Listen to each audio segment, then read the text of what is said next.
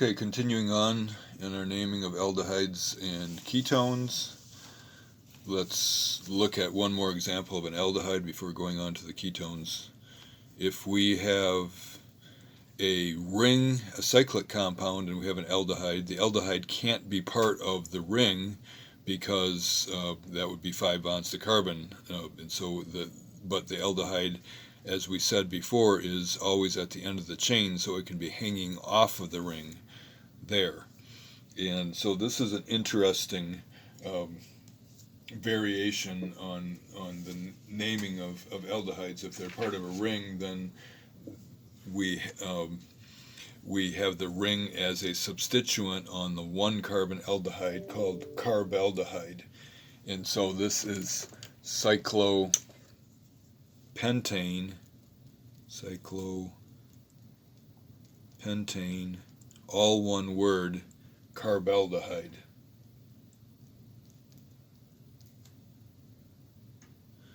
Aldehyde. And then if there's, so this would be carbon number 1 automatically, and then if there's a substituent on there, then you would add that to the name. So if it's a bromine here, 2-bromo, cyclopentane, carbaldehyde. Okay? So let's look at ketones and talk about naming of ketones. The most common ketone that we will run into is acetone, and you should be familiar with this.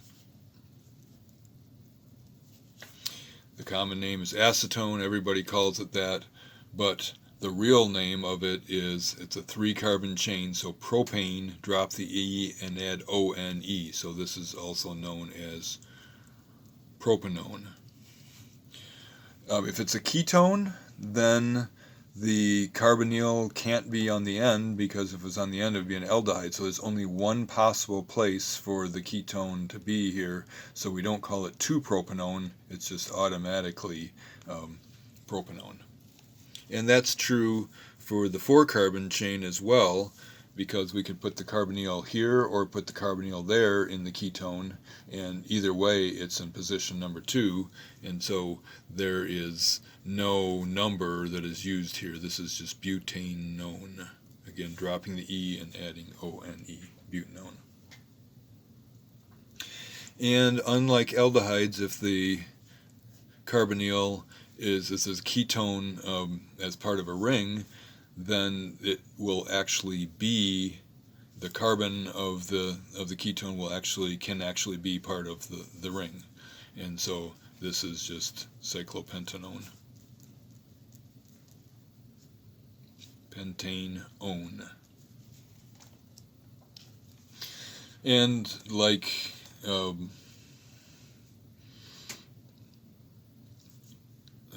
aldehydes and ketones, if there's other substituents on, then we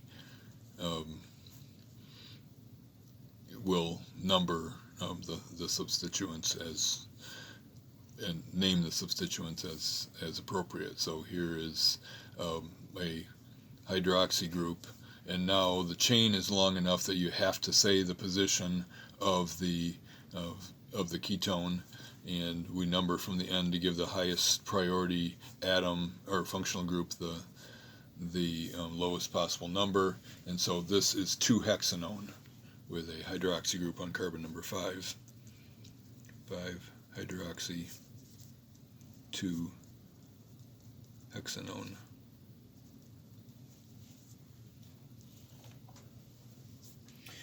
And then we can have alkenes in the name or in the compound as well. So we can have a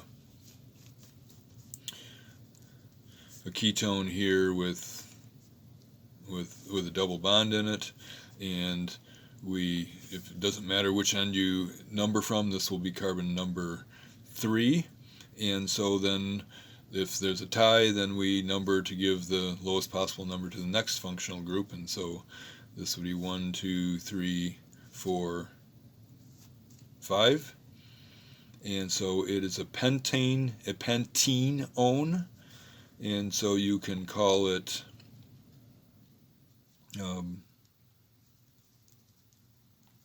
pent 1 ene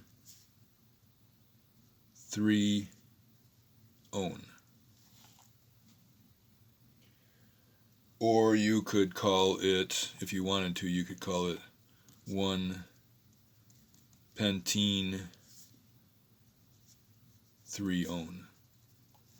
So I tend to, if there's more than one ending, I tend to put each number before the ending, but this is also correct. So either one of these methods would be correct for naming that particular ketone there.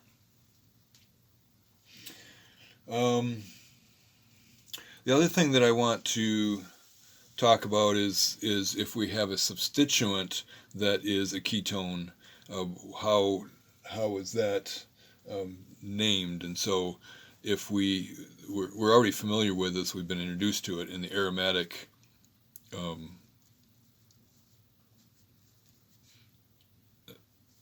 electrophilic aromatic substitution chapter, that if we want to add this group right here, this is an acyl group. So we add this by Friedel-Crafts acylation. So this is an acyl group. And then more specifically, if this R group is just a hydrogen, then this is called a formal group, as in formaldehyde. If there is a methyl group attached, this is an acetyl group.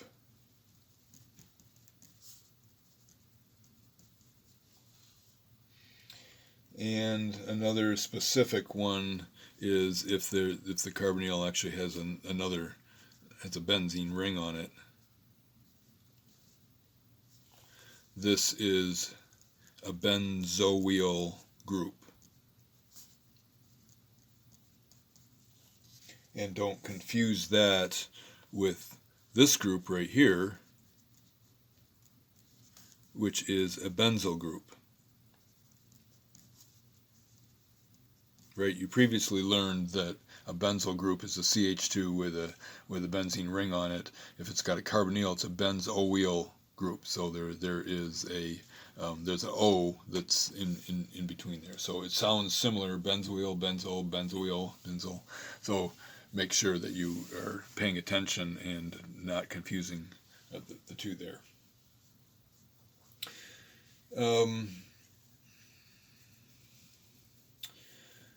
If there is both an aldehyde and a ketone in the same molecule, which you don't see very often, then the aldehyde wins out, and the carbonyl of the ketone is a substituent. So let's draw an aldehyde here,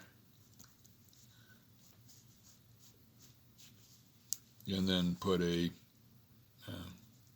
ketone on there as well. So 1, 2, 3, 4, 5, 6. This is hexanal, and as a substituent, then the ketone is called an oxo group, and so the name then would be 5-oxo hexanal, right?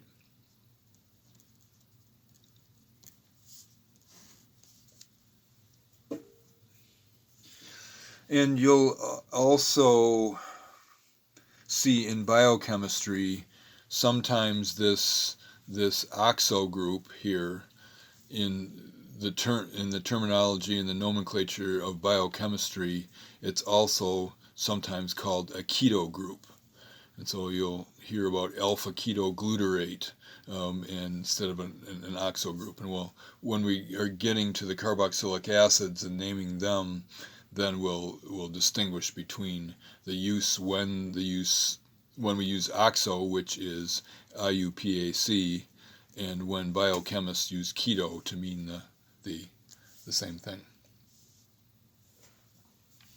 So that's your introduction to naming of aldehydes and ketones, and if you want some practice other than what you get in OWL, then we have in the textbook we have problems 19-1 and 19-2 that are at the beginning of the chapter on aldehydes and ketones, and then which is chapter 19 obviously, and then the answers would be at the end of the book there, so you can check your work on those.